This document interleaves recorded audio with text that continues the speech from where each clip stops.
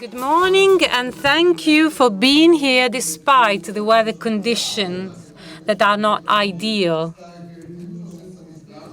But at least in this way, we won't get distracted with the idea of going to the beach.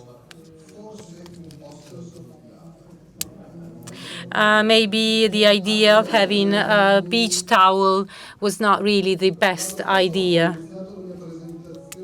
Last year, I started my presentation saying that every year, 𝐂𝐚𝐭 invites me, and I'm free to do whatever I want. Maybe they got scared after last year's presentation, too many special effects. And so this year, they said, they probably thought they needed to keep me under control. So they asked me to be chairman, so that I had to be more serious. So I will be in charge of this Cathodic protection event. So after, this is the 11th edition. And today I will be the chairman. For those of you who do not know me, my name is Marco. I'm a Cathodic protection specialist, but actually, I don't know how to do things. I just know how to tell them about them. So today we're going to look at the situation right now in Italy when it comes to Cathodic protection. A lot of interesting things, some new things. The first thing I was told was that at least I had to say something. I could not just be the chairman. So let's start from where we stopped last year. Last year, we talked about dragons, wizards, and we had talked about the design of a Cathodic protection system for an offshore plant using very complicated anodes. And I told you, I remember, maybe next year we'll see how to build them. So that's what we're going to do.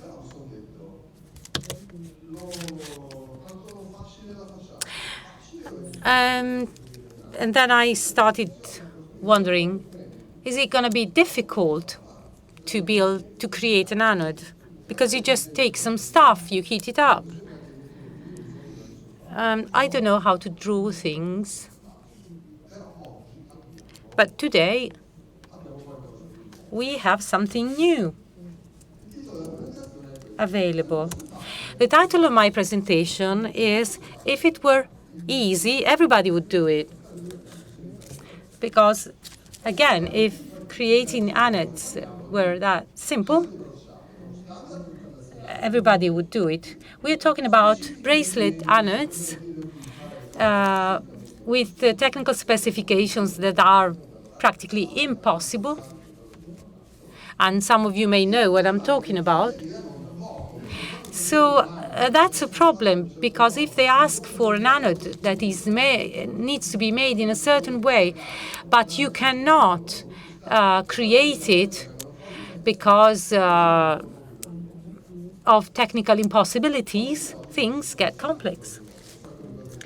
But today, we have artificial intelligence. We all have tried to play with ChatGPT, and so, of course, one gets scared, because what if the artificial intelligence takes our job? So I asked ChatGPT to design a bracelet anode for a submerged pipeline. This is what I wanted, and this is the drawing that it created. A bit of a steampunk atmosphere in the drawing, but I don't think it's the right one for our needs, because I asked for one anode, not 10,000 on the pipeline. I asked to design one sacrificial bracelet anode for a subsea pipeline. Well, this could be a nice bracelet, with pearls and beads, but it's not exactly what we need for cathodic protection of a pipeline. So I said, well, let's assemble it very solidly. But then again, I said, no, this is not the right thing. We need to be in line with international standards. DNV F103 create an anode following that. And this is what ChatGPT created.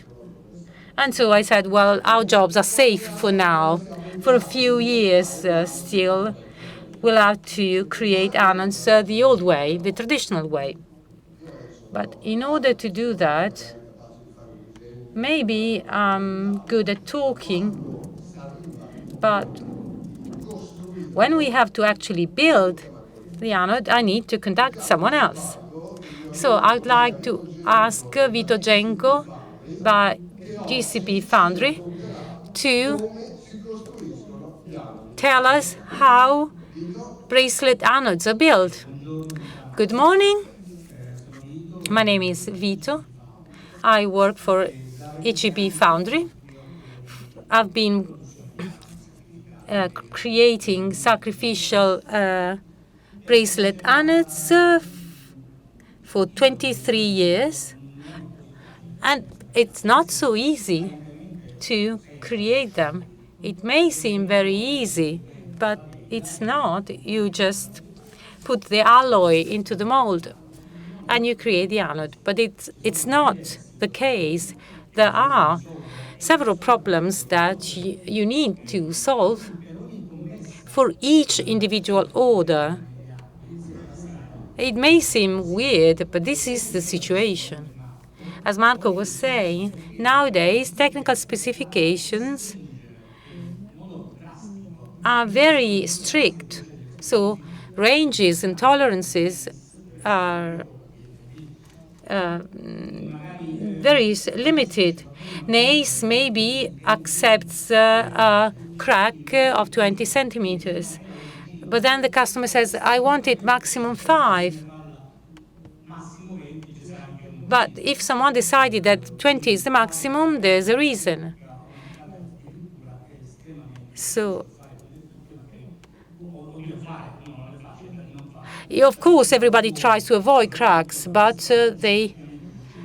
this decoupling between aluminum and steel may lead to them because they don't bond. So we will talk about the need for sandblasting inserts. Here you see the specification, the most important ones that we see for welding as well, or for insert preparation. These specifications are extremely important.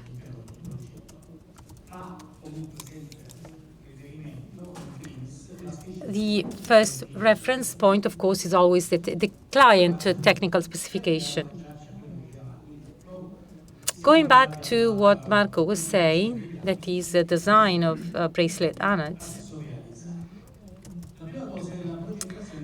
First of all, you need to design the mold. And it's not easy because you have to take into account a very important point. The shrinkage when the material moves from a liquid state to a solid state. There is a shrinkage, and so you need to allow for it.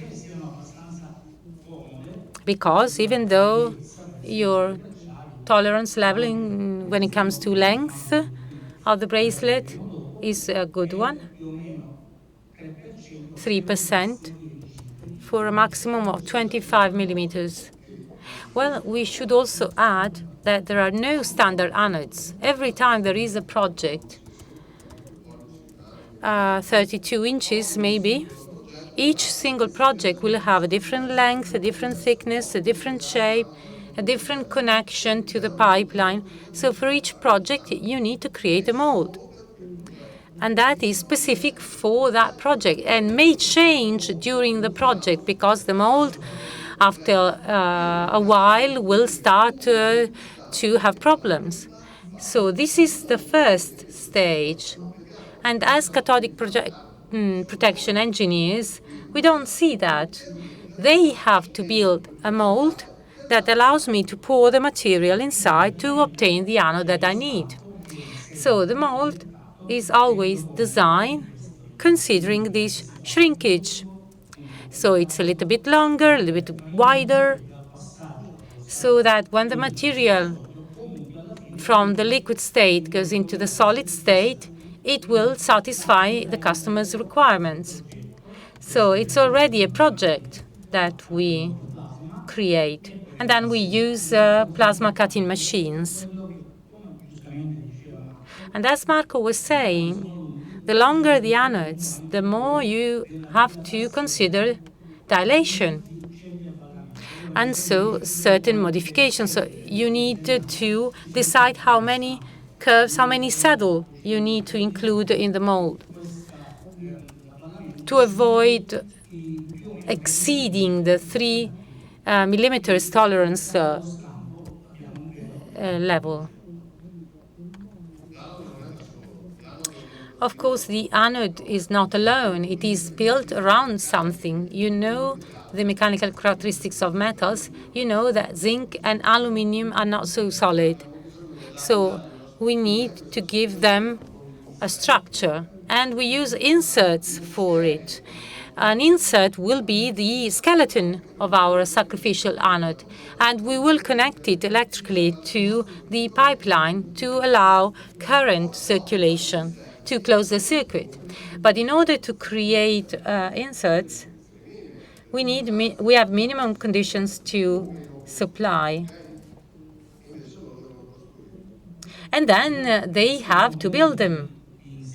Here we see 2 types of inserts. The ones for standoff anodes, for oil platforms, for example, and the ones for bracelet anodes. In this case, the anodes are mounted with bolts.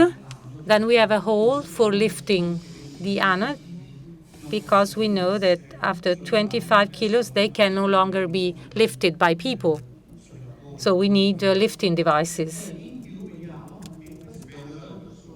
It depends on the person, of course. Yes, of course.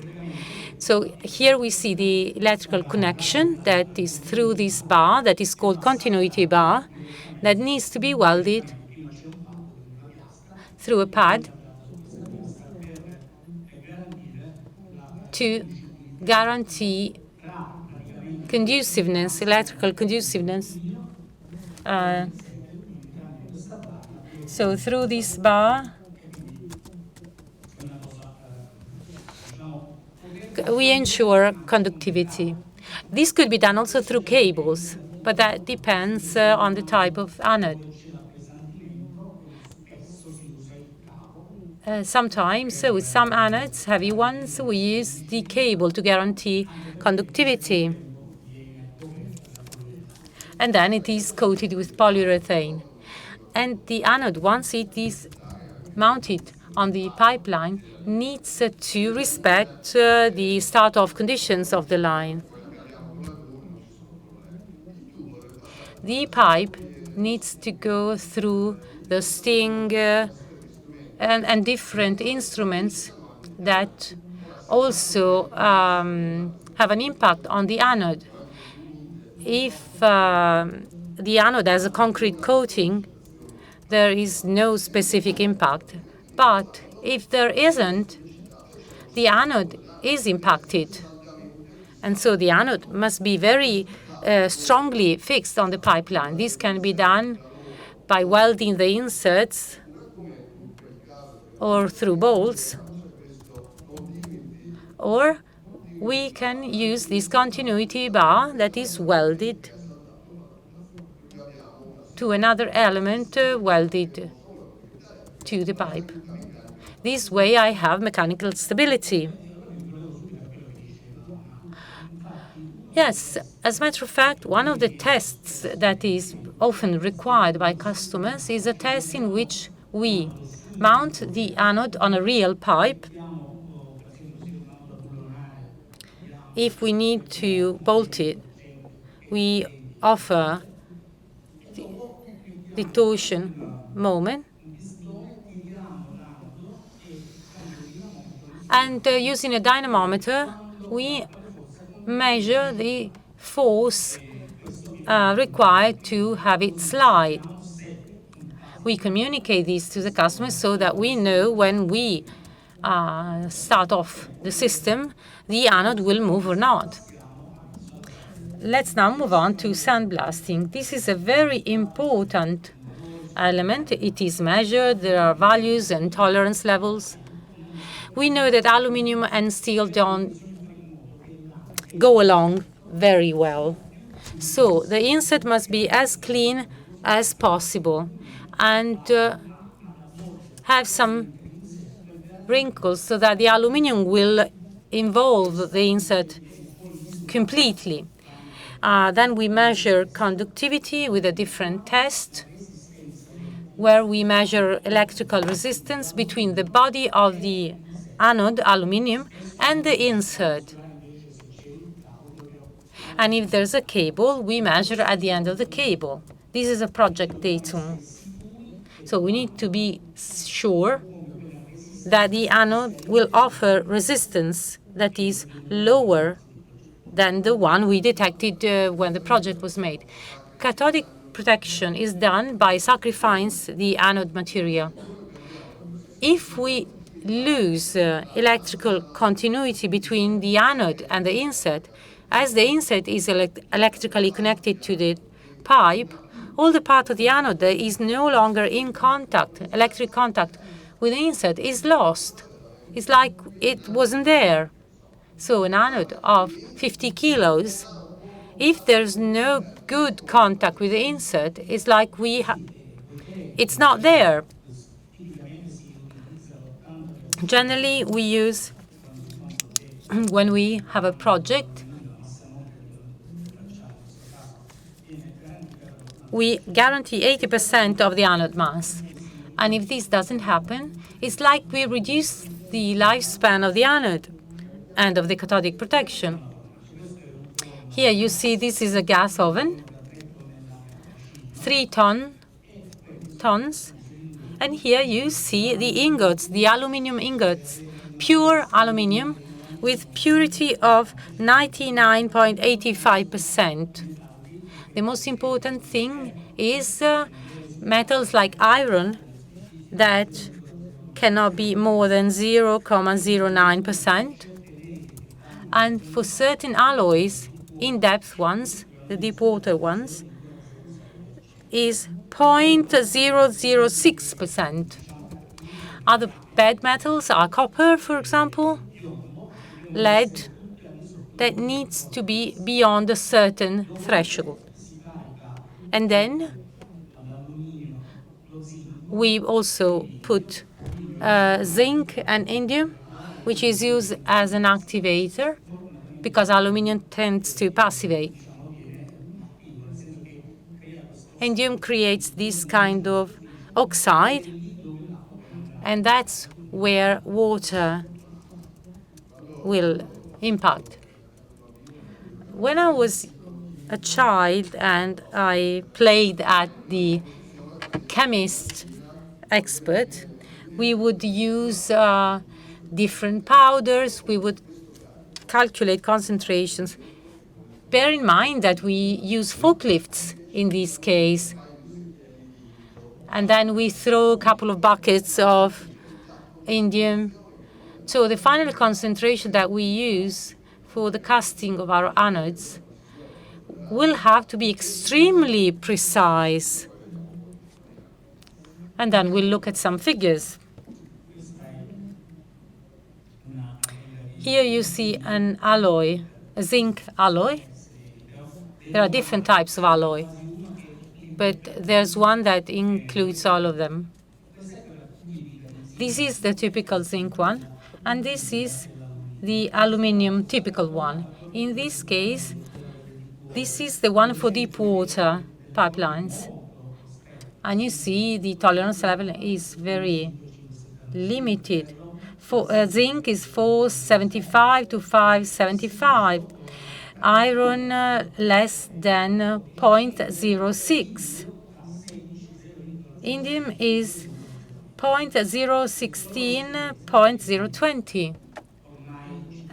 And it's thanks to experience that we are able to create this alloy. When we started creating this, it was not really easy. We always had a little bit more of zinc, a bit more of indium, so we needed to correct, add aluminium. What happens if the alloy is wrong, if there's too much of something?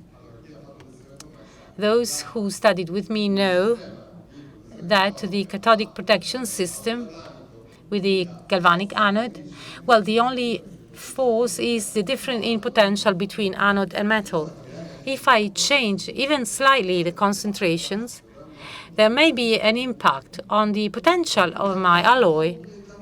And so this could change the design of cathodic protection. Rather than 0.090 of potential, it's 0.065, and then all my calculations are useless. So it's very important to pay great attention to the different elements, concentrations levels. So when we start the casting, because during the night ovens are on, so that in the morning we will have the alloy ready. So the first thing we do is take samples and analyze them with a spectrometer, an optical spectrometer. This is an Italian one, a solid state one. So the first thing we do is check the alloy. We take samples and we check them. Here you see a sample. Maybe you don't see it very well. There are two stains that have been done by this spectrometer that, following a physical process, will give us percentages in weight of all the different elements in that alloy. Here you see two samples that we've taken to later analyze from an electrochemical point of view whether that casting satisfy the customer's needs. More 2,500 ampere and 1.5 potential. Here you see the moment in which we take the sample for the electrochemical tests, and here you see the samples. I would like you to consider the difference in scale. We have an oven that allows several tons of alloy, and we take samples that we will analyze as if we were in a chemical lab. So all that mass needs to maintain the same characteristics. When we take a sample, well, we don't do it just in the morning. It will have to be confirmed during the casting process. If I have to cast anodes for the whole day, I will take other samples. Vedete, è questo numero qua che è utilizzato da noi, mi dice subito che questo Here I see this sample has been taken on on October the 2nd, in the second shift of kiln number 2. So I know when the casting was made. Okay, so we've prepared everything.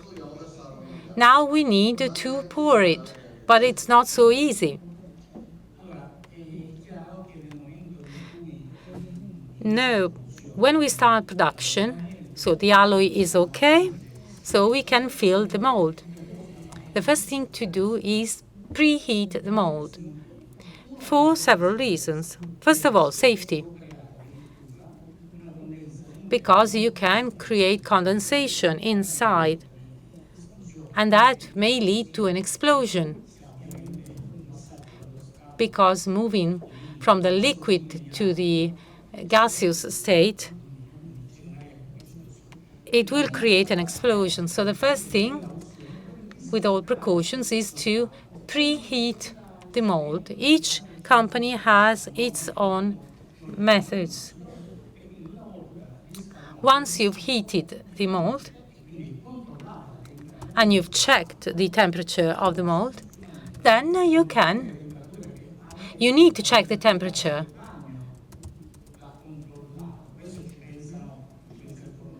The kiln itself already checks for the temperature of the situation, so it guarantees that the alloy has the right temperature. As for the mold, we need to check the temperature.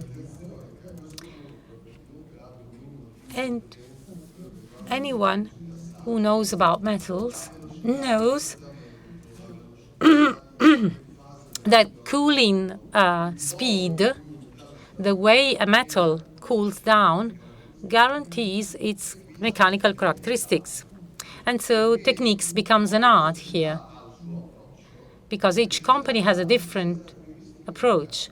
But to obtain the mechanical characteristics, the integrity, the lack of impurities, of bubbles, of waste, scrap inside the alloy, the techniques that are used are probably passed on from father to son.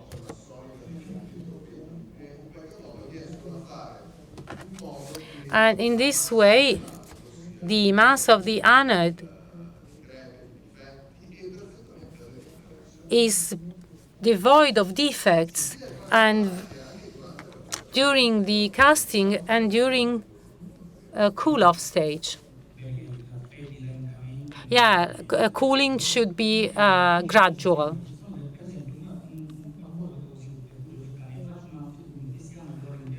So the insert is just a plate, and there's an area below the insert.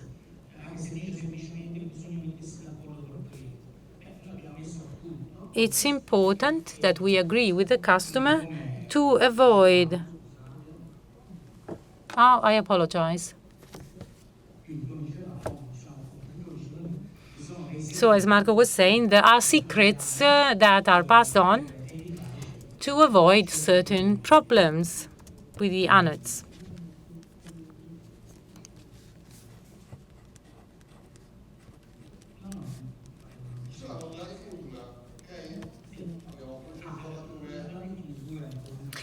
And the finishing.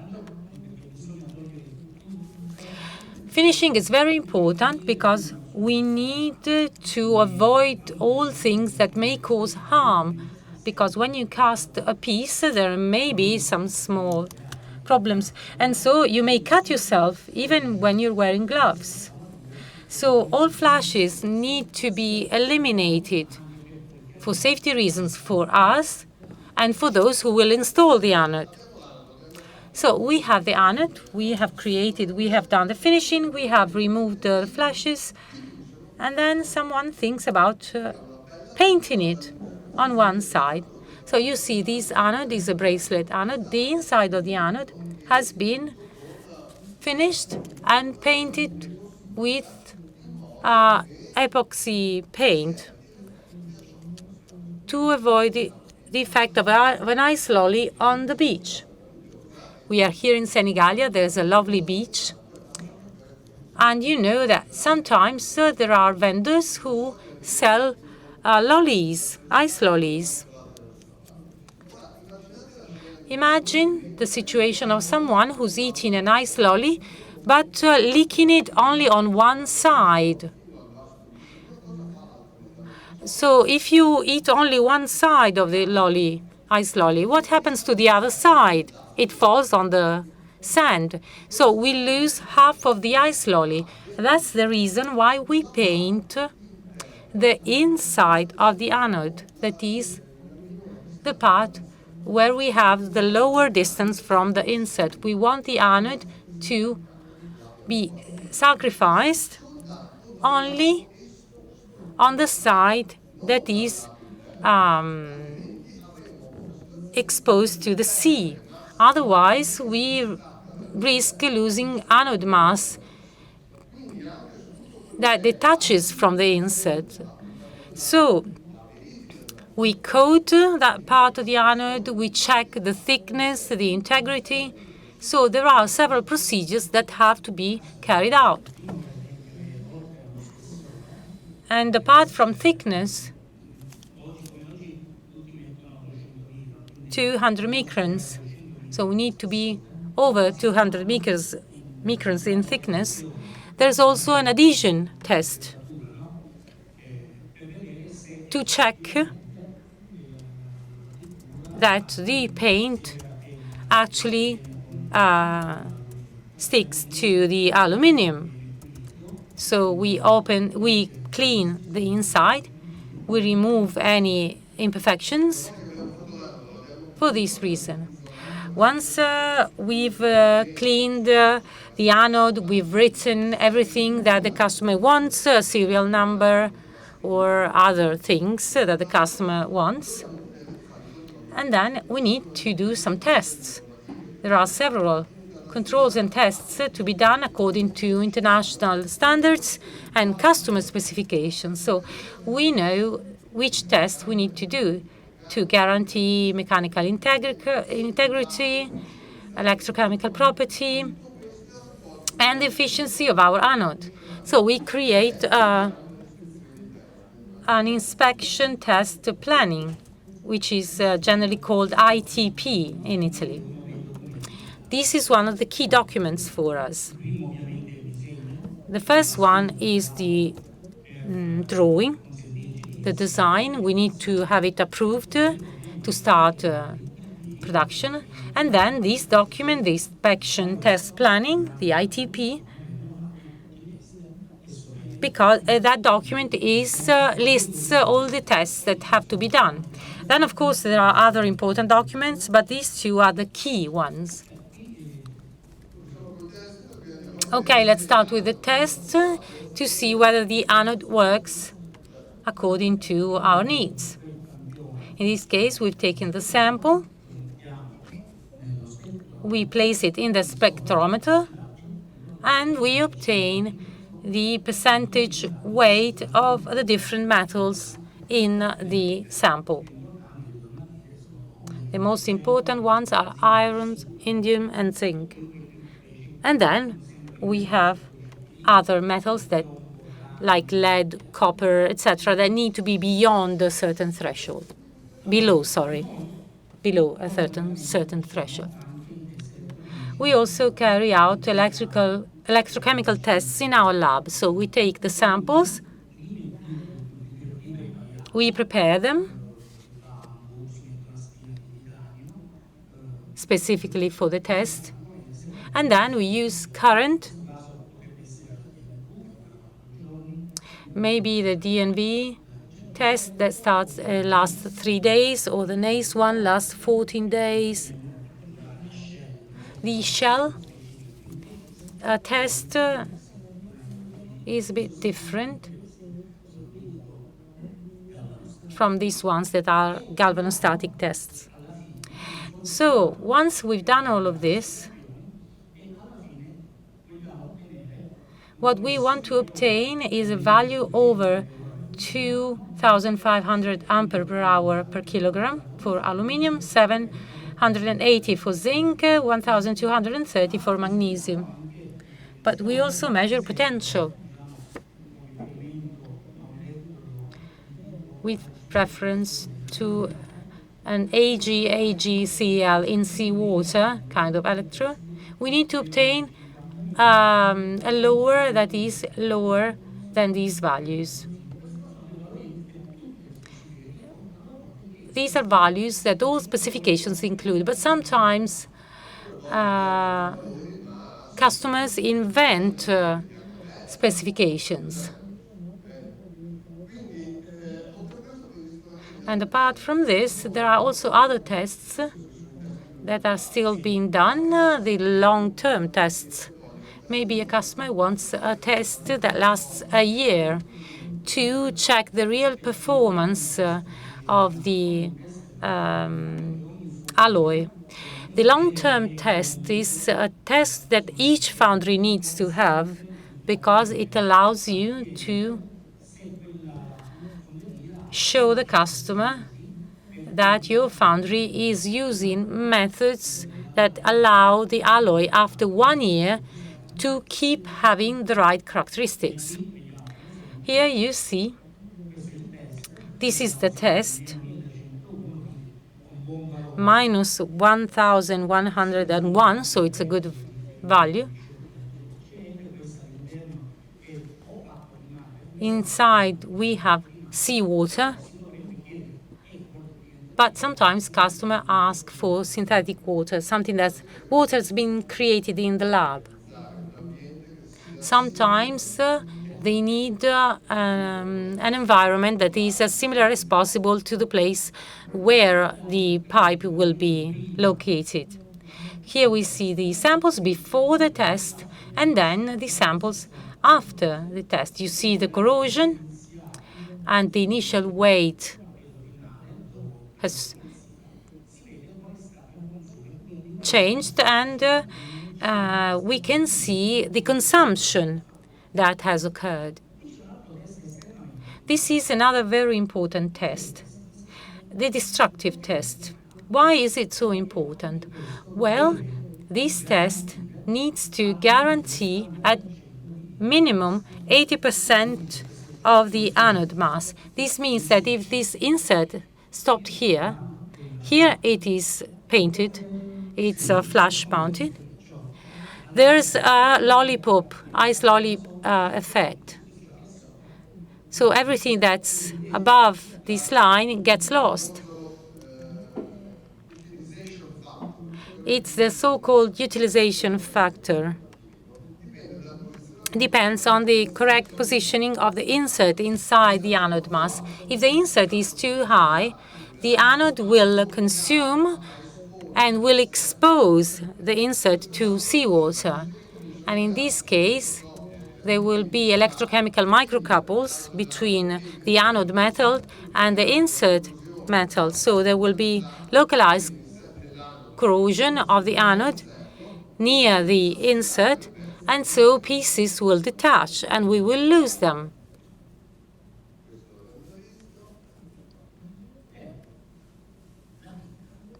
Let's talk about cracks.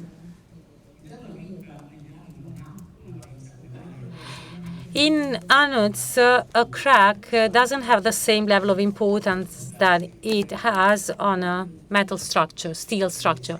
It may lead to problems of resistance to force. But the crack, the hairline crack, it's not so important, so damaging, because this is a material that needs to consume in time. But it may lead to problem. If this hairline crack is a transversal one, then there's no problem. But if it's here, then I run the risk of losing this angle. So I won't have the weight that I need to guarantee for that element. So hairline cracks are in all specifications considered in length and width and position. So a hairline crack, a longitudinal one, is never accepted because it may lead to a mass loss. Once I ask myself, what happens if I take an anode without hairline cracks and another one that has them? We place them in a water container. We placed the pipeline to be protected, and I checked which one performed better. And I wanted to know what happens to the crack. And the result is that the anode worked very well. The cracked one performed even better, but maybe it's just a coincidence because of the alloy. At the end, the hairline crack filled. So you couldn't see it anymore. So the hairline crack filled with limestone. Sometimes 20 centimeters cracks are accepted. But it depends on the position. In some position, it may lead to the loss of anode mass, and that's a problem. Going back to chemical composition, we need to pay attention to environmental impact. There are customer specifications that are extremely strict with regard to chemical composition due to the presence of metals that can be damaging to the environment, to animals or plants, or to the health of people. Cadmium, for example. Recently, a lot of countries have problems with zinc. They are trying to ban zinc from the market. That's all from us. Thank you very much for your attention. I will remain here to introduce the next speaker. Thank you very much for your attention, and I apologize for not having music this year. Thank you. Thank you, Vito. For any questions at the coffee break, we'll be able to ask them. Now, as soon as I put on my glasses, because otherwise I can't see anything. We are slightly late. Now let's give the floor to Roberto Ballerini. Thank you very much, Marco, and good morning, everyone. First of all, I would like to apologize with the translators. My slides have literally no text at all, and I didn't have the time to give the interpreters a short overview of what I'm going to talk about. So I would like to try and speak as slowly as possible. I would also like to give a great applause to the translators, to the interpreters, because they are carrying out a fundamental job, helping those who do not speak several languages to follow what is being said these days.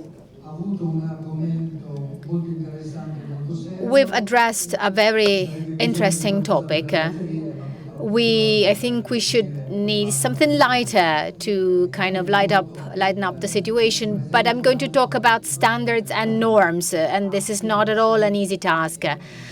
Before I start, I'd like to introduce 𝐈𝐡𝐶, that's the Association for the Protection from Electrolytic Corrosion. This association is more than 40 years old. It brings together underground operators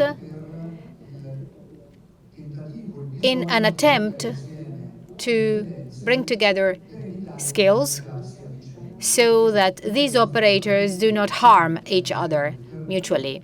And that is because all the infrastructures that are installed underground interact some way or another. So where do we start from? Let's start from these drawings, from the drawings of these men. They represent you. You are very dear to me. I started having the first contacts with the world of cathodic protection about 30 years ago. And I tried to implement some of the ideas of Professor Lazzari. For someone who had never heard about cathodic protection, that was quite a disruptive approach.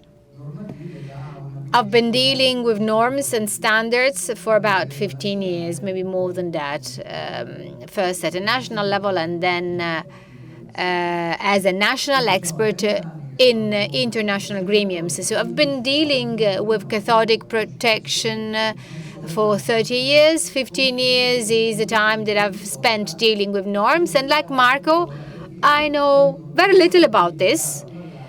So like Marco, I'm invited to speak about this topic, and each and every time I have to try and understand what I am talking about. Thank God. I mean, it's full of alpha men here, so there's inevitably going to be someone willing to explain to me the meaning of the standards and the norms. So I'm lucky in that respect. I don't know if you know this. This is the Magic 8 ball. This is a very American toy. You ask questions to the ball, to the Magic 8 ball, and that gives you answers back. For some time, we've had our own version of the 8 ball, which is 850. That's our Magic 8 ball. And in this respect, I would like to apologize with the professors. I didn't indicate the minus sign in the ball, in the number of the ball, basically. So for a very long time, this has been a magical number for us. That's the equivalent in the field of cathodic protection of the Magic 8 ball. And we built a real cult around the 850 ball. For a very long time, we used to take this as a reference, and we were fine with that. And then our professors, and I am addressing Marco very frequently these days. So we were told by our professors that reality was indeed quite different. There were lots of different numbers, lots of different phenomena that we could experience and practice, and which sometimes were subject to variation. So a first European standard on general principles, the EN 12954, was released. That also had a problem. First of all, that was only a European norm, and actually in any area of the world there were different norms, different standards. So this meant that it was quite difficult to work by contemplating lots of different standards, by having to comply with different standards that were sometimes not overlapping. So this standard was replaced with the ISO 15589.1. So this is an international standard. .1 means that it's made up of two main parts. Part 1 deals with immersed or earthed structures, while part 2 concerns underwater structures. And there's quite a lot of problems in this case. This is a general standard first, so we had to go from a European standard to an ISO standard. The European standard was of general use, while the ISO standard only deals with pipelines. So we had to kind of go back, grasp our EN 12954 standard, adapt it so that this could integrate the ISO standard for all the structures that are not necessarily pipelines. So this is also a wonderful standard. We've been working for about 5 and 6 years to revise it, so nice it is. And actually, we're trying to address many different things: tides, high tides, the permafrost, and then we try and forget the other parts. But again, this is also a standard on general principles. So it basically addresses an ideal world, a world of ideal situations. And so we got hurt. We got burned. You see the dragon. And so we had to integrate the general principles standards with a lot of specific standards that pertain to specific situations. And what are these situations? Like I said before, we live in a complex world. This is a world in which we can no longer think as if we were alone and if we had to deal only with causal relationships. When we lived in a simpler world, a causal relationship would mean that if we are no longer able to protect our structure, we give more power, and we can therefore protect our structure. But this could be okay if we had only under earth structures. And then we realized that under the earth we were not alone, and if everybody had done that, we would have damaged each other. So we tried to bring together good practices and to account for the complexity. Like I said, the world is a complex one. And complexity is seen through the mutual interactions that are in place, that are established between the various objects. So the world was simpler when we had the magic ball 850, because back then very little power was used. There were no interferences, but today the world is increasingly complex. So we would like to kind of draw a map to find our way through the various standards. Otherwise, whenever we are called upon to try and understand what we should do, we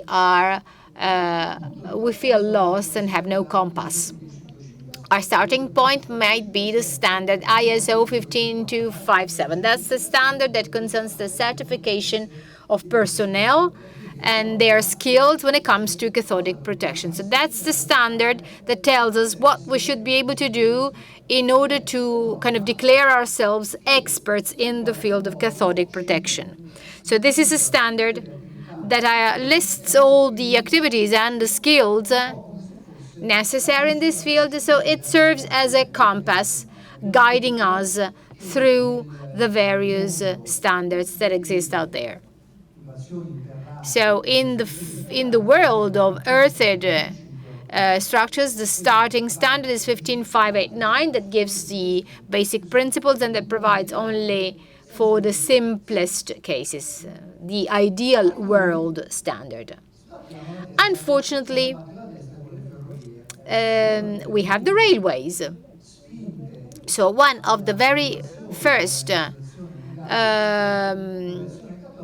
pushes towards standardization in the field of cathodic protection came from an accident that took place about 70 years ago in Milan.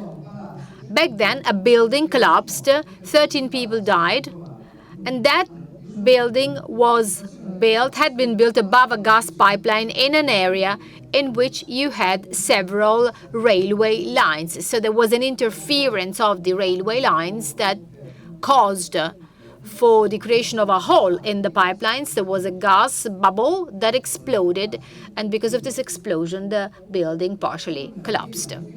So a first difficulty that we encounter, especially in a country like Italy that is so dense with infrastructures, is the presence of several railway lines. And there is a European standard regulating this.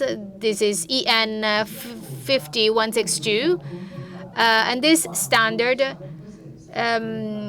tells us what we need to do when we have stray power. In other words, dispersions of power from the railway tracks. This is a standard that is constantly being debated because its aim is to kind of accommodate the needs of those who deal with earthed pipelines with the world of railway line operators. And you can see from the numbers, it's 50162. So this is not a standard providing general principles, but this is a standard that pertains more, that comes from the world of electrical experts and those who manage the railway lines. This standard is pretty outdated. So the situation is well known, also theoretically. Also the theory that it provides is quite known. So we know more or less what to do. The only difficulty we have lies in a possible change in the interaction, in the relationship with railway operators. Today, railway tracks are also used to convey data messages, so data for data communication. So there's an increasing difficulty in using the old ways we knew. So to use, for example, resend the powers we could capture through our pipes to the railway stations. This is not yet the case in Italy. However, in several European countries, the lawmaker decided to, stop, to get away with drainages, with the drainage of power, and to find other solutions. Unfortunately, there is not only interferences in continuous current, but there are interferences also in alternate current. The first source of these interferences are the pylons, high tension pylons. Today we also have high-speed railway lines. Typically, they have AC engines. In other countries, there are also other infrastructures. And this is a more complicated topic because theoretically the effect of AC is gradually being understood, but not that well. Some phenomena are less linear and more complex than the ones that we have with the continuous current phenomena. So we need to work with measurements which are not that known. So potential measurements are no longer enough. We need to measure also power density, the power density, and to do that, we need to use probes.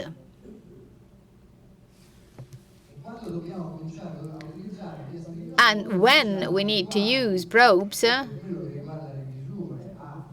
we normally refer to a standard, a European standard 13509.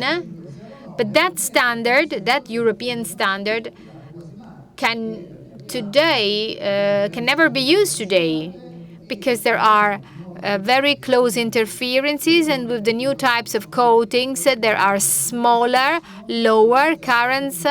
And so it becomes very, very difficult to use measurement techniques that do not use probes, for example. That is why a couple of years ago, this ISO standard 22426 was released, and that explains how we can use the bars and the probes, the platelets and the probes.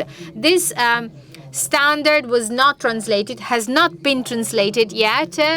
So we Italians basically fought a lot for that. The standard uses the term coupons, and only the word coupon was used to refer to actual coupons and to refer to probes, which is not the same thing, basically. But only one word was used in the standard.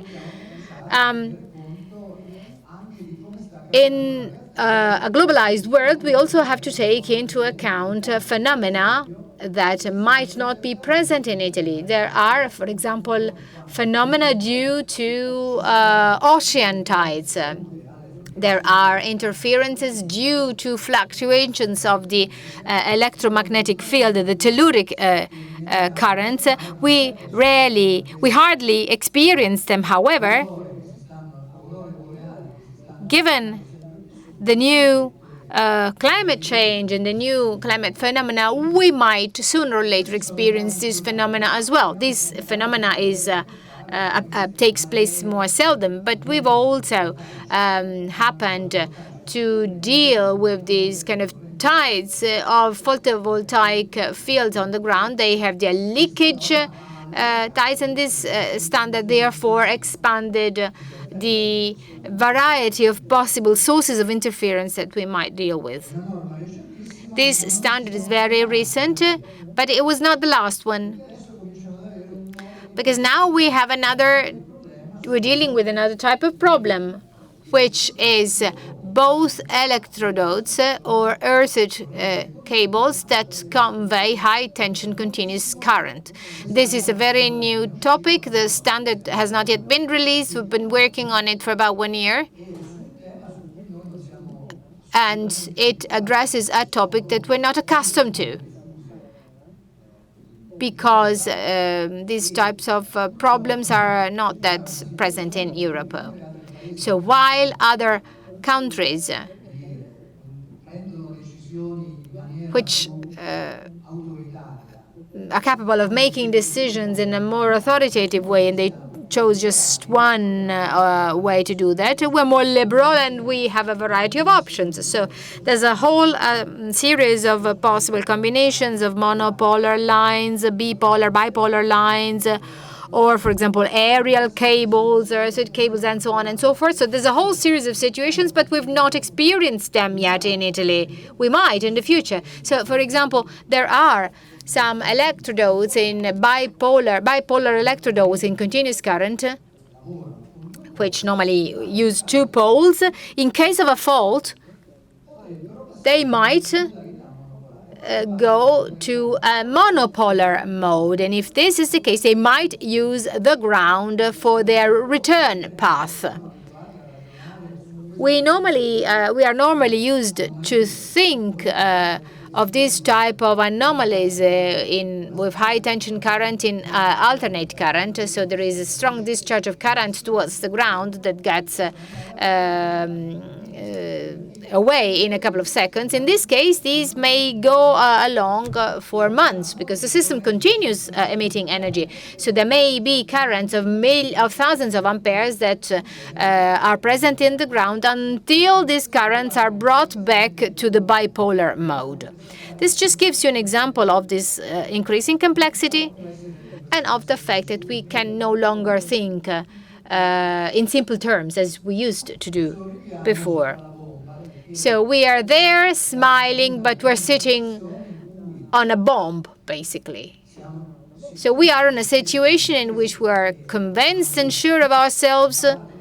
We've learned over time that we will find a solution. However, new problems continue popping up. And a possible problem that might come out now is the fact that the European Commission has recently asked us to review all the standards in our sector from the point of view of their environmental impact. Not their environmental impact now, but rather their environmental impact in 10 to 20 to 50 years, basically.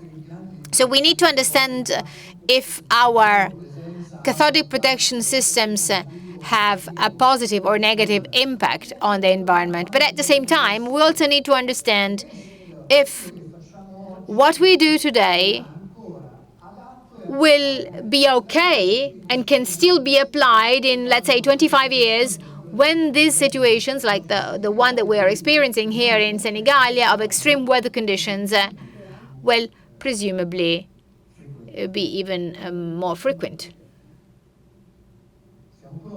So, are we ready? Because at the end of the day, we are simple individuals, we're simple people. So the ultimate goal of anyone who does cathodic protection is to basically save our own treasure. Thank you very much.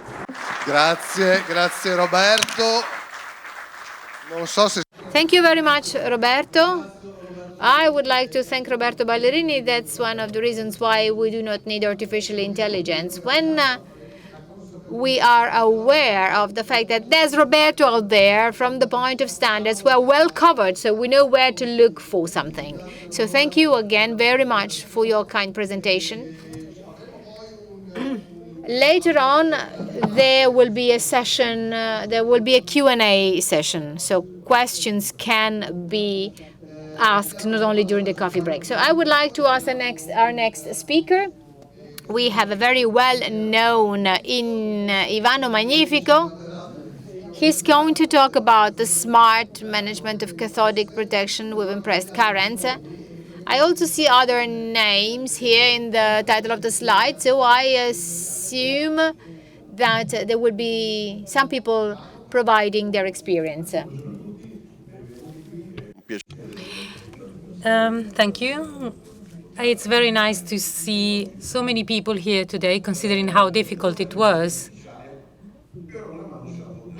Well, I think artificial intelligence can help us in a way. For those of you who were here yesterday, when talking about digitalization of the networks,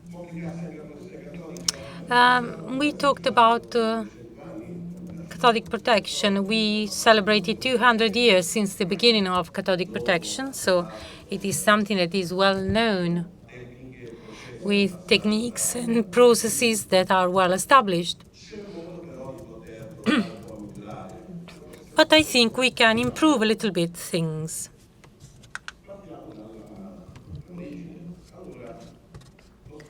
Let's start from the beginning. Our aim is to have effective cathodic protection on our system. How can we assess the effectiveness? We have standards, laws that tell us what to do and how to do it. All assessments, all criteria are based on potential measurements. When talking about pipelines, we're talking about very long structures. So the potential measurement is valid in the point where I measure it and in the moment I measure it. So the measurement I do here doesn't give me any information about what happens 5 kilometers from here or what may happen here in 4 hours' time. It's just a picture of the situation in one place. So if there's a wide structure, I need several measurement points, and standards and law tell us where to place them, which are the most critical points that we should monitor.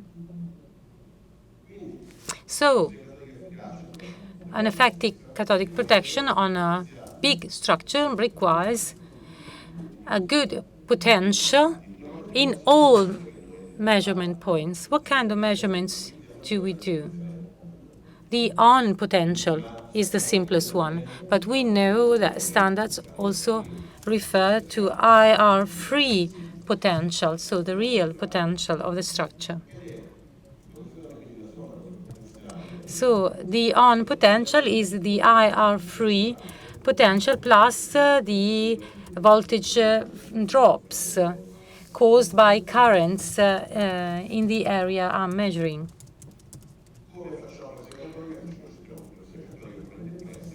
So talking about impressed current cathodic protection, I do some surveys, some measurements, and based on all these analyses and following the project data, the technicians can decide how to set the set point and how to place the supply units for cathodic protection. We have supply units that are a bit old, the manual ones, or we have automatic supply units. So what we do is we set an exit voltage for the power supply unit. Obviously, the current that unit will provide will be the result of the Ohm law, where resistance will be the sum of different circuits. The resistance of the structure to be protected, the resistance of the soil where it is placed. And so there is a seasonality, also the kind of soil, whether it's humid or dry, weather conditions. And this kind of manual setting has been is outdated. Now we have an automatic functioning ones where we don't need to measure potential. If there's an automatic setting, the power unit has a measurement circuit inside that allows the monitoring of its functioning, so the current that it's being supplied and the potential that is being there. So once we fix the set point, it changes the exit current to maintain the set point. When there is a constant current setting, the power supply unit will change the exit current. The unit will read the current and change the voltage to keep the constant in the right position.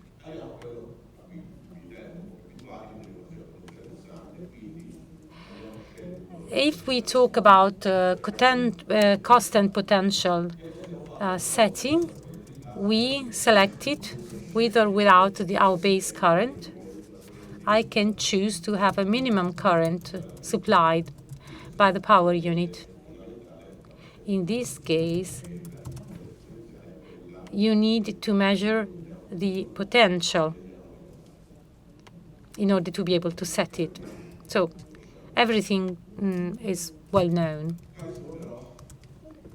What are the problems of this system?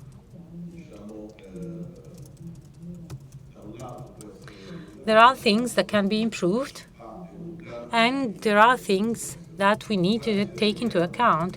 If we set using the constant potential and the on potential, the exit of the power supply unit will follow also the ER drop effects, currents that may be circulating along the soil, but they don't have an effect on the polarization of our structure.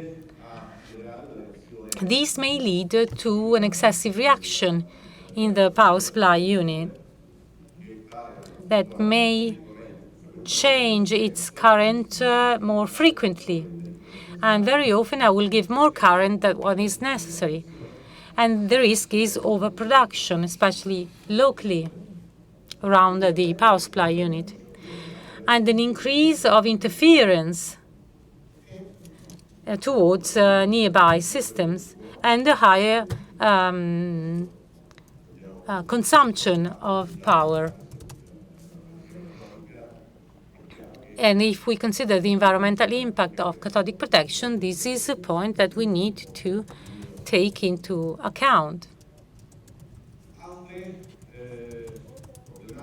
Other problems that we may encounter, well, to work with the constant potential, I will need a reference electrode. And in that case, it needs to be perfectly functioning all the time. We know that standards require minimum impedance of the measurement circuit so that we avoid polarization of the electrode. According to standard, we need 1 megaohm of minimum impedance, but sometimes impedance is just some kilos. And maybe they tell the electrode producer that their electrode doesn't work, but the problem is elsewhere. Another very important point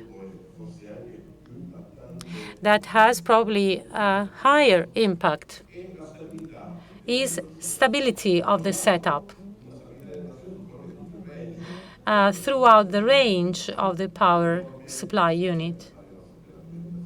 Because we design everything, we see the current that is required to protect the structure, we check the correction factors, conservative ones, then maybe we realize we need a power supply unit of 2 or 3 amperes. And we know we need to provide 7 or 8 amperes at end of life. And then we place it on a new pipeline that requires 100 megaamperes. And this creates problems in the setup because the power supply unit cannot maintain stability on such a range for very low levels. The UNI standard for cathodic protection requires power supply units have reaction times lower than 1 second.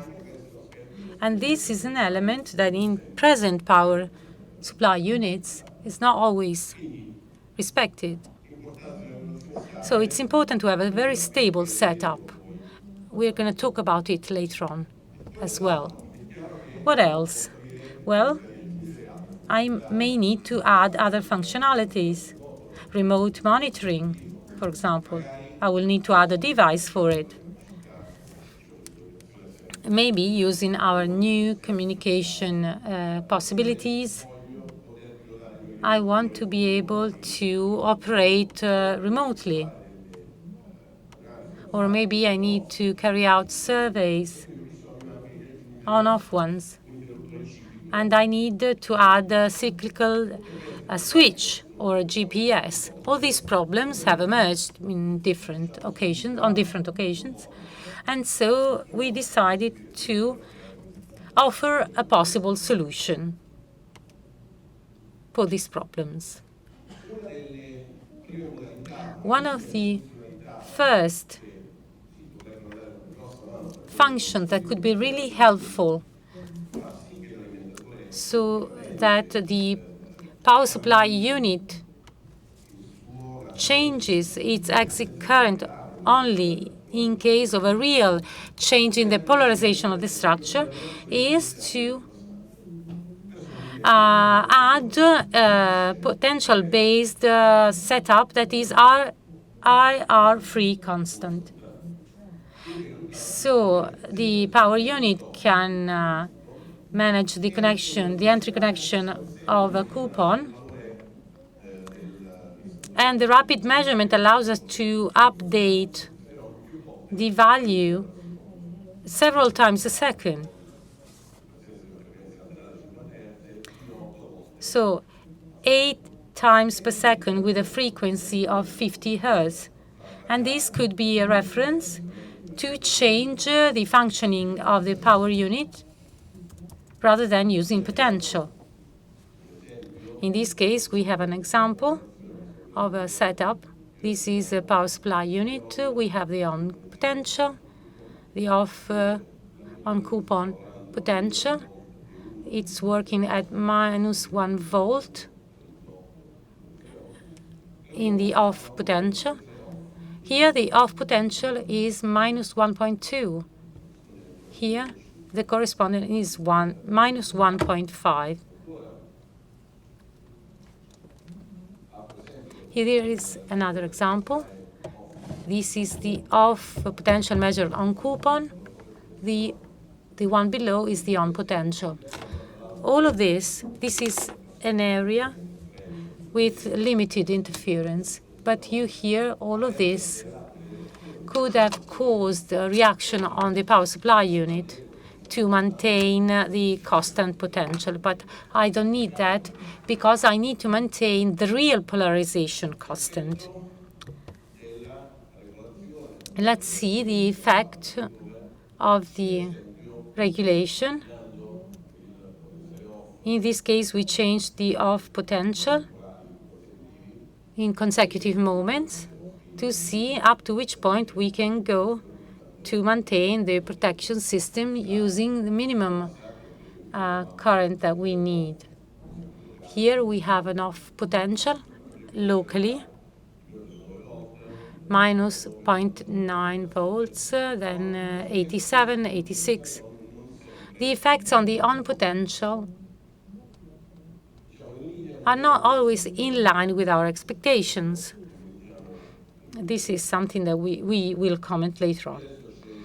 Here you see there's a small video to explain how it works.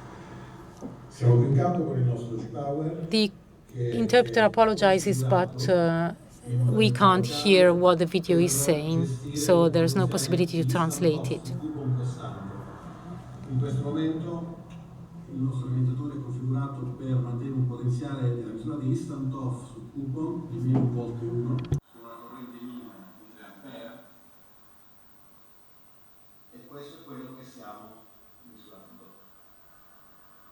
L'alimentatore sta gestendo la connessione con il coupon, sta effettuando più volte all'interno del secondo la misura di instant off su cicli di pochi millisecondi, e questo ci permette di poter regolare l'alimentatore a potenziale IR costante. Adesso andiamo a fare una prova, per esempio andiamo a modificare il valore a -1 volt 2,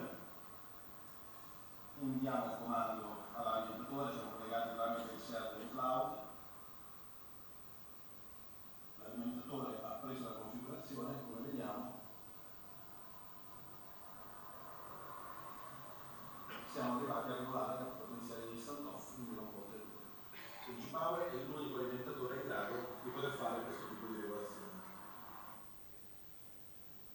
Ogni tanto permetteteci anche di fare un po' di autopromozione.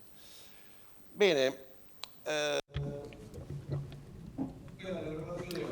So that setup was one of the problems. The other one is the impedance of the measurement circuit. In this case, we have the typical entry impedance. So is 10 megaohm in order to guarantee the right duration of the electrode. And then stability, we need to maintain stability from minimum supply to the end of the scale and maintain setup constant. We decided to use a modular exit, 50 ampere modules or 15 plus 15 amperes to manage the stability of the current for low values. The most important thing is not only the possibility of managing an exit up to 30 amperes.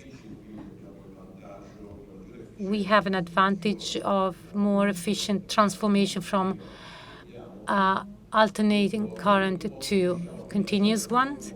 But having two modules, we can balance them so that we have the best efficiency, trying to reduce to the minimum the consumption of the power unit, improving the efficiency of cathodic protection using impressed current. We obviously have all the data logger functionality to measure the on and potential and is and off on the coupon, the polarization current on the coupon. This is a kind of measurement that sometimes abroad are considered as unusual. In this case, of course, we measure all the different functionalities that we are familiar with. It manages the measurement on coupon according to ISO 22426. We have a switch that allows us to have the off with the leakage current up to 0. So we keep polarizing the coupon during the off measurement. If we regulate on off, we can measure 8 times per second. The power supply unit allows us to have remote control using direct communication with internal modem or using an RS485 door.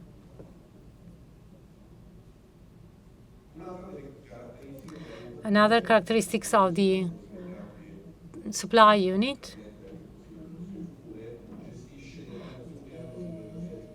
is the fact it allows GPS synchronization and the possibility of carrying out an on-off of the suppliers. So when we do an off, so we open the power switch, we will not try to follow the set point, increasing the exit. It will be possible to refrain from doing it while I'm in the off interval. So this way we avoid the need to follow the signal. This possibility of stopping power supply is something that could be useful because the supply unit can work with pulsed current. What does that mean? It means that while nowadays we provide current during 100% of time, it's possible to supply current only for a certain amount of time with an on and off times set up. These are possibilities. There is a bit of literature on the topic. We will try and carry out tests in the field as soon as possible. What was demonstrated was, this was a paper on this topic.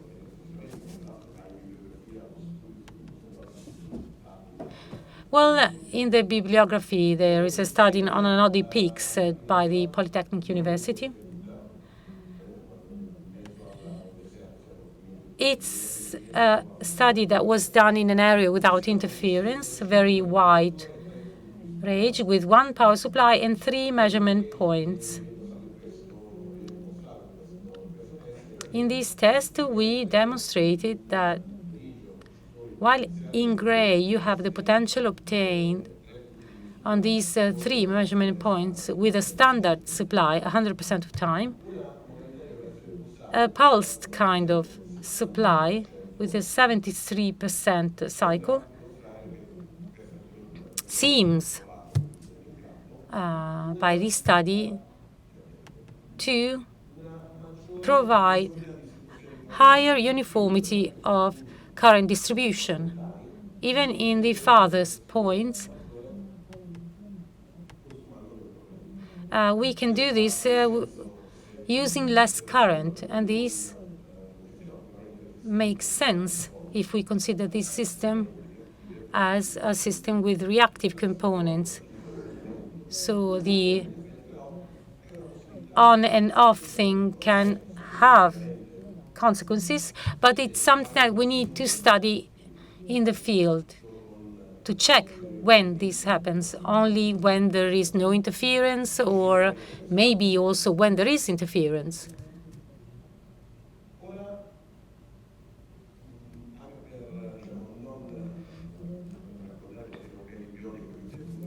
Now, I think it's important also to talk about some tests that we carried out and of some results that we obtained, some unexpected ones. So I'd like to ask Massimo to join me here to present the test that was done and the system we worked on. Avanti, avanti, indietro. Buongiorno a tutti. So good morning. My name's Tassinari, Massimo Tassinari, and I've been dealing with cathodic protection for about 15 years. I'm the technical coordinator of the cathodic protection unit. Today, we wanted to talk about the implementation of a cathodic protection system at impressed current for a distribution structure in the presence of interferences, with interferences. And these interferences, in this case, will be non-stationary ones. You will see that this work, this activity, has been quite dynamic over time due to the morphology of our structures. We will also see that the use of new technologies and new techniques for measurement techniques can make our installations more efficient and can help us more effectively regulate the same installations. So the case we will analyze is a part of a distribution system in a city neighborhood where there is an interference due to the fact that there is an electrical station for a traction system that operates with continuous current. Our network is in a sandy land, protected with 2 power supply units and also with drainage. The drainage will be interrupted, and that will be basically the starting point in our experience. The architecture of the network is enmeshed, and it covers about 24 kilometers with a superficial development of over 10,000 square meters. And this is a 4th and 7th species network. So everything started with the interruption of the functioning of a unidirectional drainage system. The new setting was started in 2019 We basically assessed the electrical state reference state. We assessed the variability of the electrical field, and we provided for regulation. With the new setting, we have 2 power supply units at both sides, and the 2 are quite decentralized vis-à-vis the source of the interference. Because of this, the urban area that is closer to the interference has quite clear potential limitations. And that's why we decided to plan an impressed current installation by determining the variability of the electrical field and analyzing the more anodic areas. In October 2022, so we finalized our impressed current installation. Then we implemented new points with polarization probes on the entire network. In November 2022, we then finalized the entire new electrical structure with the new power supply unit that is closer to the area of the interference. After the variation of the electrical parameters in compliance with standard UNI 11094, we had to reclassify all measurement points, and so we decided to, in a way, comply with the ISO standard. And so we started with a preliminary survey. We checked the integrity of the system, all the cablings, the measurement points and everything. Again, we checked the variability of the electrical field. The system was started with the checklist of all the installations. We started the settings and checked the electrical state, proposing the old one, checked the electrical continuity of the system, provided for the rebalancing of the installations and the resistors in the net. We detected the potentials E on E probe, E on AC. In other words, we provided for a complete mapping of the whole system, and the I coupon on all the measurement points if present. So as we said, we reclassified all the measurement points. We did a map update of the system. And we then collected all this data in a report where we basically indicated all the faults and the electrical state of the system. So in compliance with the ISO, the electric state, for the electric state, we need to basically provide this data for future measurements. In other words, in our remote system, surveying system, we indicated for any measurement point its set point. So in case of deviation from the set point, there is a line of anomaly, like the one showed in the slide, from the monitoring system that gives us the chance to open a ticket. As anticipated, an impressed current system is a dynamic one. So with the first interventions, you have the possibility of removing the drainage and making the installation more efficient by reducing current density from 2.7 milliampere per square meter to milliampere in 2023. All these activities have mitigated the problems in the system. However, they did not solve interference, because interferences interact with our piloting system. Technologies, however, could help us.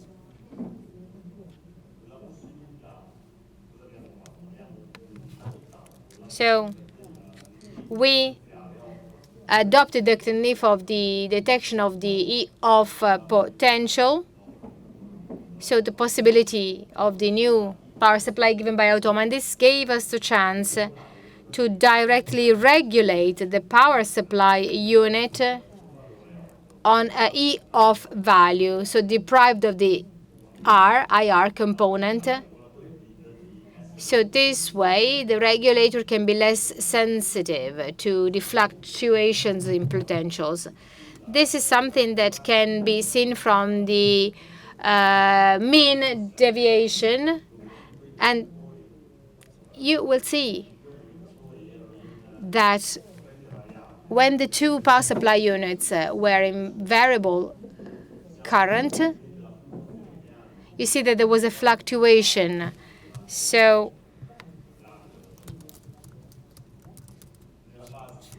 you see the deviation in the mean square deviation. So here we brought the power supply unit that was closer to the interference, and we also introduced a remote-controlled probe, so the value that we detected was the closest to the interference, while the other one was in constant current.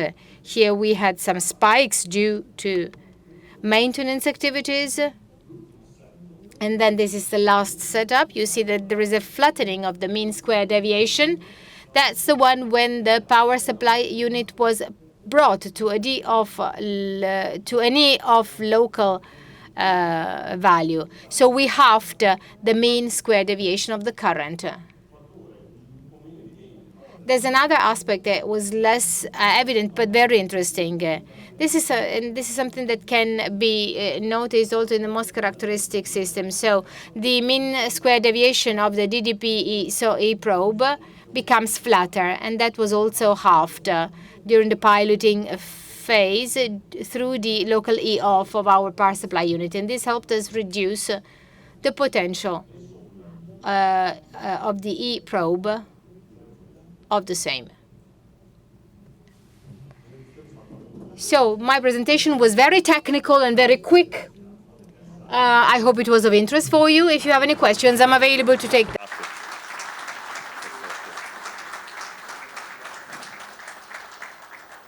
Grazie Massimo. Thank you very much, Massimo. He also reminded us that during the distribution stage, networks are alive. So starting from the initial design up until the entire life cycle, there can be lots of variations and lots of changes. Now let's move on with another experience that we did with Centria. We have Leonardo Ferri, and Leonardo Ferri will tell us what we did together.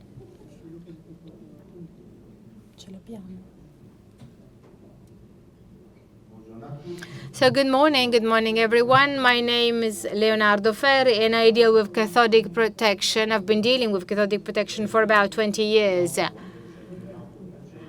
I work for Centria. For those of you who do not know Centria, Centria is a city distributor that operates in 16 provinces, mainly in Tuscany.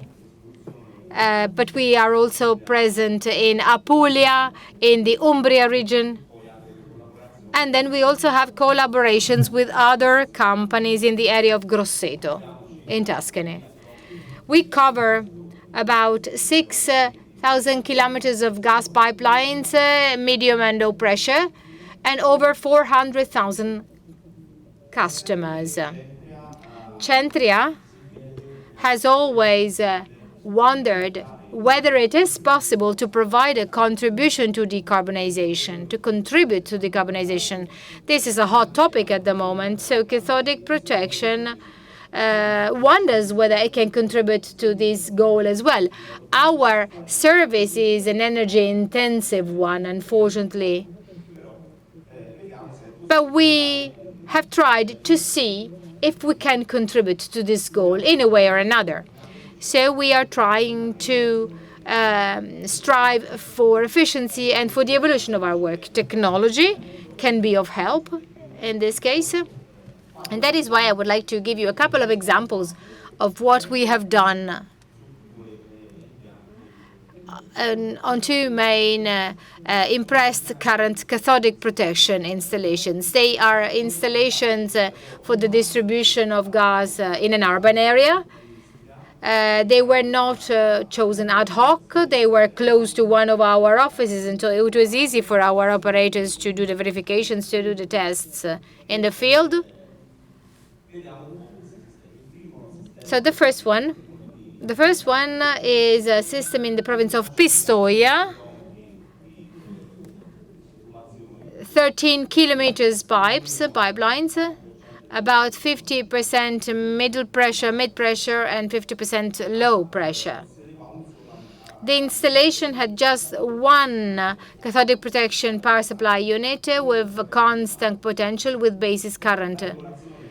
The regulation was done with E-on potential because that was the only way that power supply unit could work, with a potential of minus 2.80 that corresponded to an E-off value of minus 1.1. 1.30 ampere was basis current.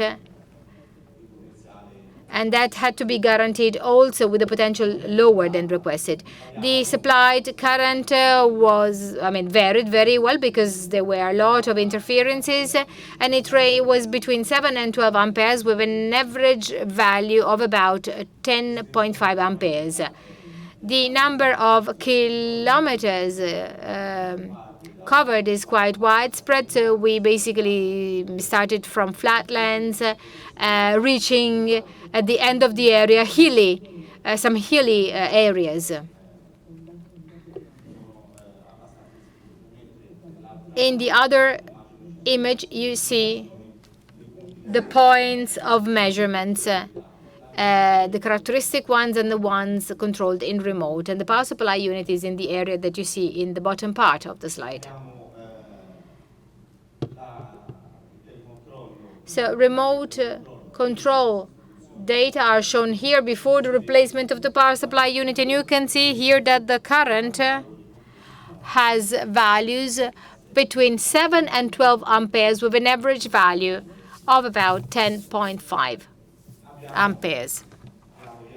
So we removed the power supply unit and then replaced it with the G power of 𝐼𝐻𝐻, turned it on, set the parameters we had before.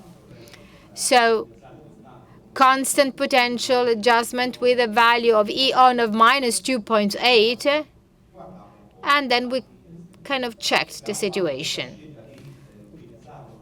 We wanted to use the G power with the same setup of the previous power supply unit to check if there were any differences in functioning given the same setup value. So we did not change the regulation system, and we did not change the installation or the other elements it's made up of. Since the very first moment when the new device was set up, we were surprised because current went down by about 25%. It went from 8 amperes on average to slightly more than 6, and so we wondered why. And then with Ivano, we carried out some analysis on these measurements. The time of the analysis was and still is very short because the power supply units, the new ones, were installed last July or August, so this is preliminary data.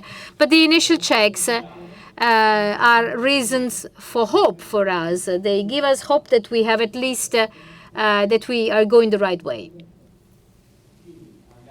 So why have we registered this reduction? We checked the measurements, and we've seen that the only thing that has changed is the square mean deviation from the adjusted, from the regulated value. This is an important difference. We went from 0.2 to 0.02. So this variation is telling us that the regulation is much more stable in time, and this in turn translates into less deviation, less variation of the supplied energy, of the supplied current, and therefore more stable current, lower than the initial one. The second system is in the municipality of Sesto Fiorentino. There are two power supply units. Only one of them was replaced during this test. And that is because we wanted to check the interaction with other power supply units. Both worked with constant potential. They were all regulated twice on potential of minus 1.1 volts, and the current was 13 amperes divided between the two power supply units. Here too we have about 11 kilometers networks. All of them are mainly medium pressure networks, so there were networks of 4th species and other networks of 6th species, 0.5 bars, and this in the city center of Sesto Fiorentino. So in an area that has lots of interferences, and with the presence of a railway in the nearby, because up here we had the railway lines with impact on the system.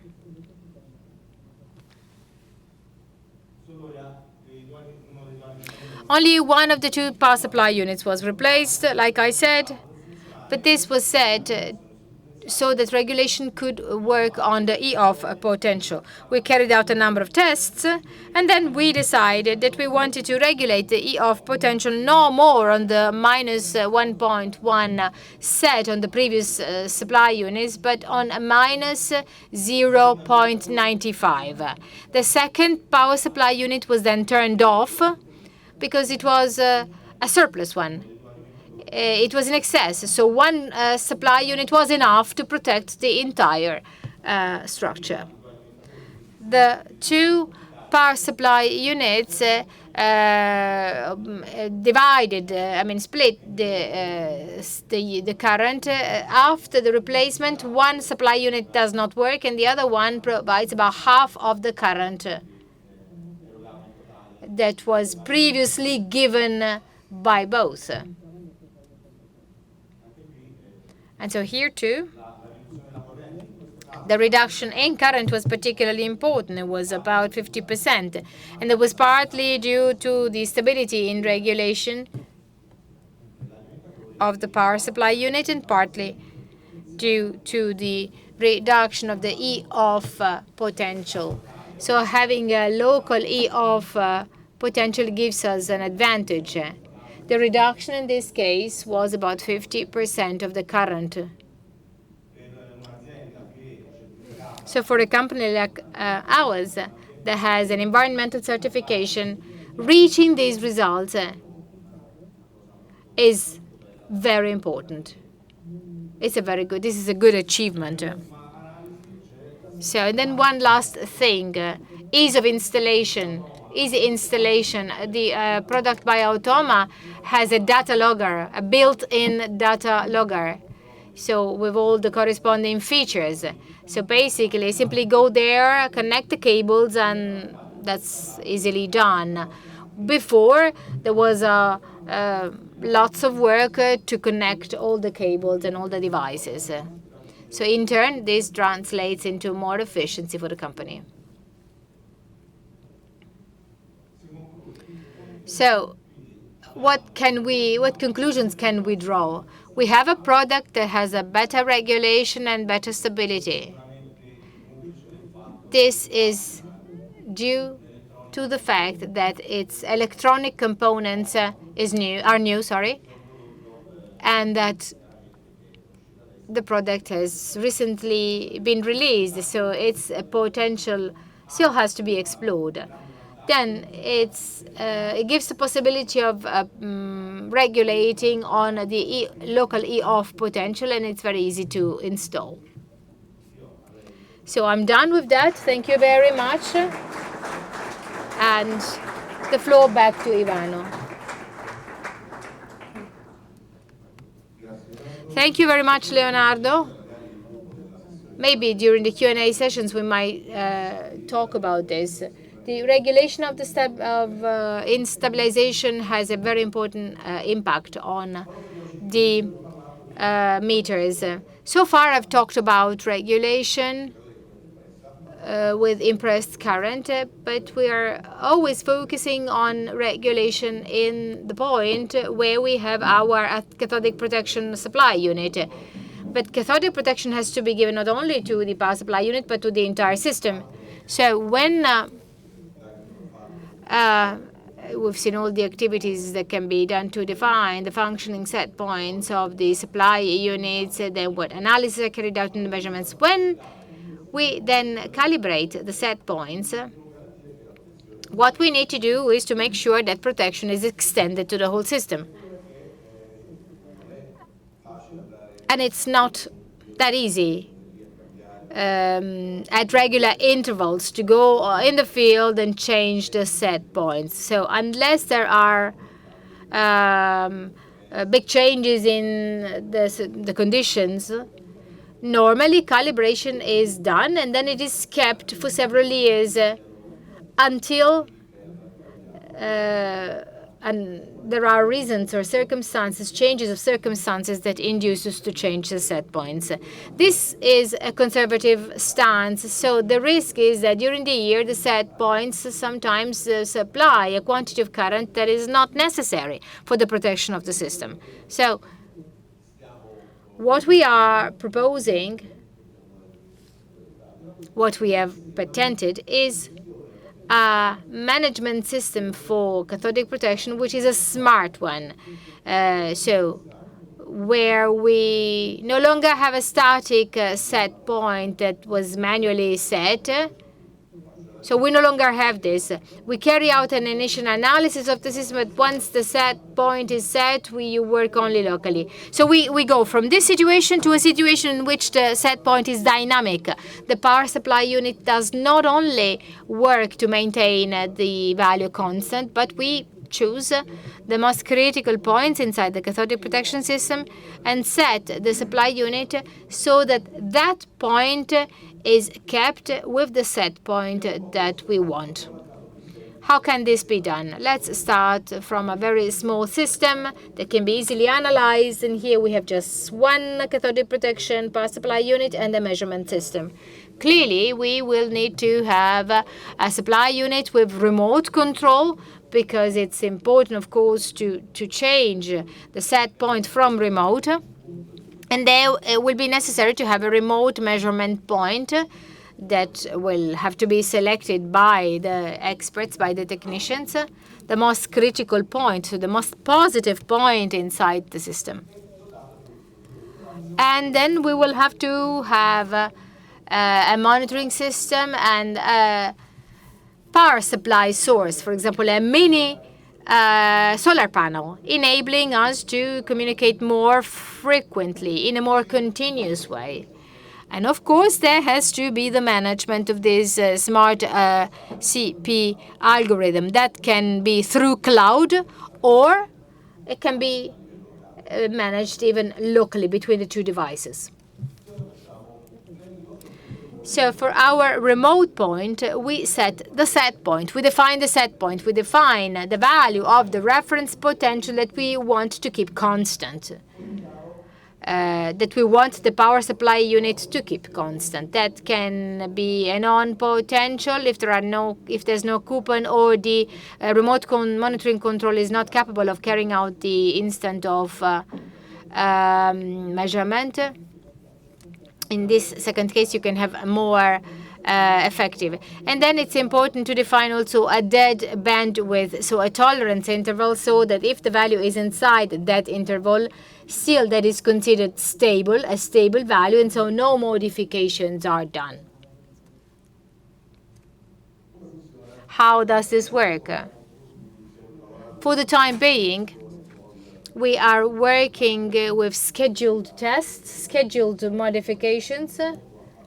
So in other words, communication is triggered only if necessary. So with an hourly scheduling, in this case, the algorithm checks the remote point. It checks if the current potential is outside the dead width, the death band of the reference potential. If it is still in there, the scheduling is done, the check is done the following hour. If it is outside the bandwidth, we then go back to the power supply unit and we change the current of the power supply unit. So we change the output of the power supply unit so that the potential of the remote point is brought back to the reference value. Once the remote potential is brought back to the reference value, the supply unit kind of stores that value. If that works with constant current, then that it will work with the current that is reached. If it works with variable current and constant potential, I will apply the power supply unit with the constant potential, and this to the value that corresponds to the one obtained with the set point. So this is if it is managed remotely. In this case, the point is controlled only if it goes outside the dead band. The second scenario, now the situation gets more complex. I have one supply unit, but there may be more critical measurement points, which, depending on possible changes or reasons, there can be actually more critical points. In this case, for each point, we select a reference potential. Then the choice for each regulation is done this way. So the regulation is the norm is that all measurement points can have a potential that is equal or more negative compared to the reference E point. And the regulation is interrupted when the measurement point with the most positive potential is brought back to its own value. So the regulation is finished, and then I start again at the following cycle. Another more complex case is when you may have more supply units, more measurement points. In this case, clearly with a management algorithm, the system can work only if we are capable of dividing, of partitioning the system in more ways. And so in a way that it is possible to identify a critical measurement point, or as in the case of the giant system, we should start working more with artificial intelligence. This enables us to train the system for more complex rules for the balancing of the various supply units, and thereby contemplating not only current measurements, but also even predicting expected values based on the historical measurements. And also other factors can be considered, for example, seasonality, weather conditions, waterfalls, and so on. So the idea is to kind of predict based on the various conditions. Conditions of interferences, of changes in humidity, etc. And in this case, the points can be used as control points.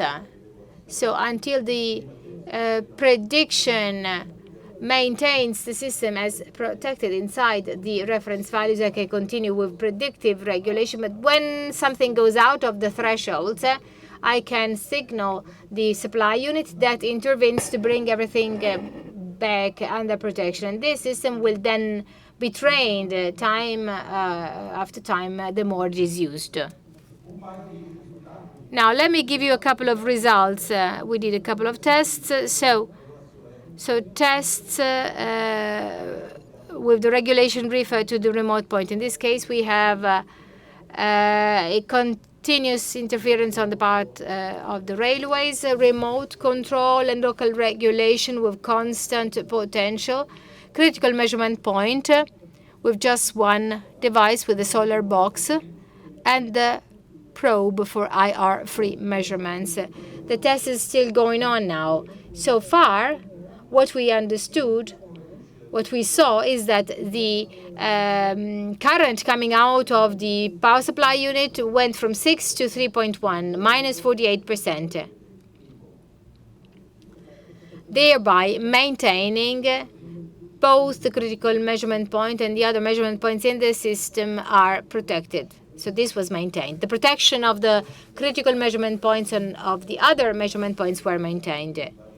So now we will change the modality during one contact and the other. This is what happened. This is the before and after the regulation. We needed, of course, to have some days for the situation to become stable, as we abruptly and suddenly changed the set point. It took us a couple of days before the situation was stable. So we went, like I said, from 6 amperes to 3 amperes, and this is the potential. And then analyzing the entire cathodic protection system, these are the 2 more critical points. The target was to have a daily out of threshold point in order to reach these values. So the supply unit does no longer work locally, but it changes in order to keep the potential of the most critical point effective. So the second case was similar with this one, but there was an additional difficulty, especially for those who work in the distribution system in Italy. You know that you may want to have your power supply unit, but the reality is that you're not always allowed to have it where you want. It depends on what the municipality prescribes. In this case, the supply unit was in the area of the cathodic protection of the railway system, and the critical point was in the anodic area. This means that the supply unit works at a local constant potential, so it would tendentially diminish the current because it suffers when the remote point needs that. So, using the system and working on the E-off on coupon of the remote point, this case too, which is the most complicated one for such a management, we still were able to have a reduction of 30% of the current supplied, maintaining the protection. This is an example that gives you an idea of how the algorithm works. This is the E-on potential and the supplied current in 24 hours. So each of these steps is each and every time when the algorithm decided that the set point of the supply unit had to be changed. But this can be done only with an automatic system. I cannot have an operator in the field that constantly checks this and does this operation during the day. So, drawing to a close,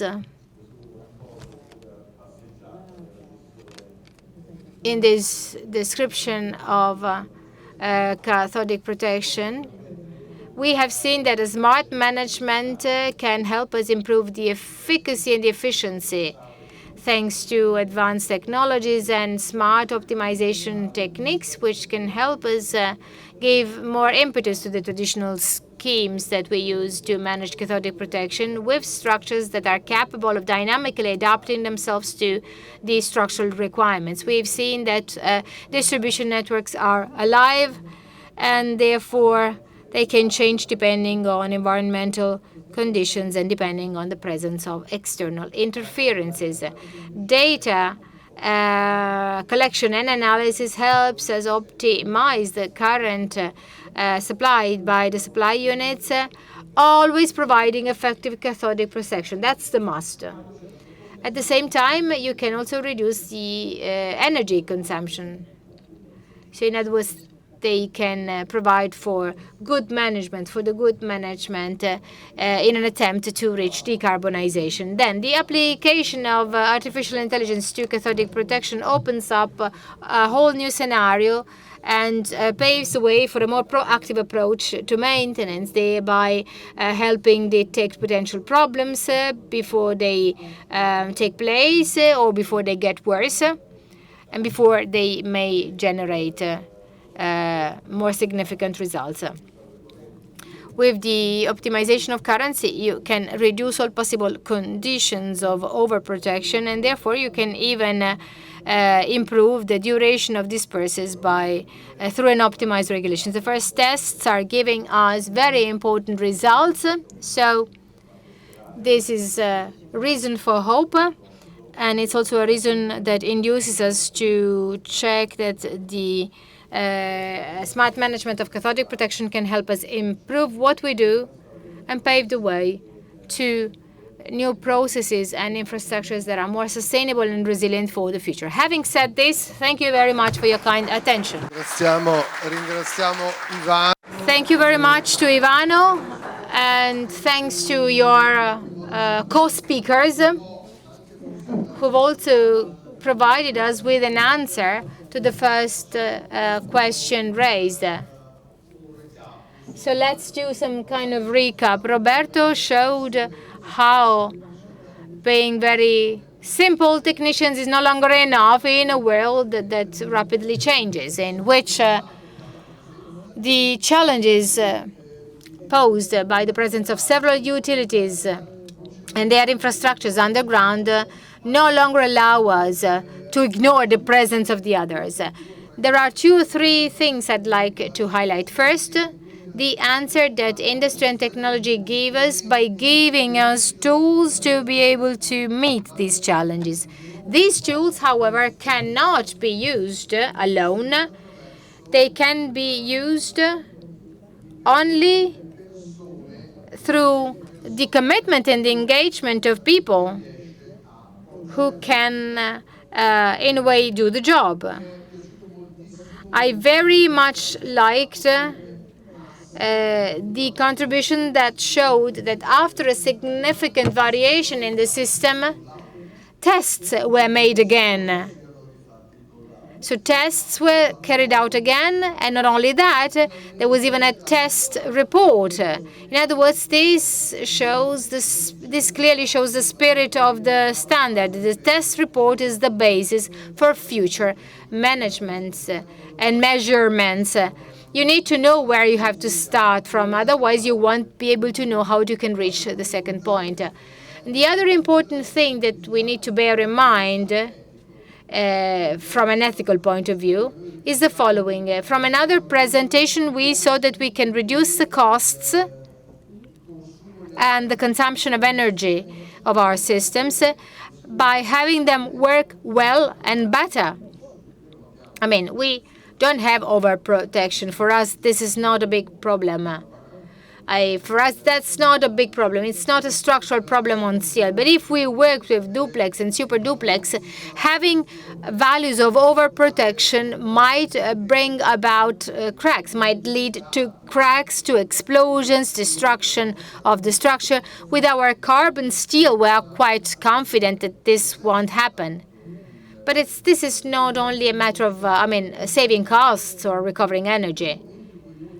If we send too much current to protect our currents, it is us who generate the interferences. We normally contemplate the interferences of the others on our structures, but oftentimes we forget that when we do cathodic protections, we ourselves are the source of interferences. So that's why I talked about ethical aspects. There are those who constantly have cathodic protection and those who don't have cathodic protection because that's not mandatory, and that's water. You probably know that I am particularly careful when it comes to problems linked to water leaks. So having a 46% of water leaks in our aqueducts and 54% in certain areas means that more than half of the water in the pipes doesn't reach its destination. That might depend on the fact that there's someone else, that there are subjects which generate interferences. So these new technologies do not only help us work better and be compliant with the norm or recover money, and also to be more efficient. They also help us, from an ethical and personal point of view, to do something for the world, for the environment, and for people. Now, after my many words, these many words of mine, we now have the possibility of posing questions to the speakers. So we have a session of Q&A session. They organized the session. So now if you have questions, we're here. So, as regards the last three presentations, I have one curiosity. You said the system complies, all measurement points comply. But the question is, did you make a comparison on the anodic measurement points? The form intensity of the anodic peaks changed. Did you make a comparison between before and after? Well, we are collecting a lot of information right now, but that is one of the aspects on which we need to make assessments, because other results we obtained were not so expected. We talked about variability. We know what to do with the SQM parameter that all these devices sent.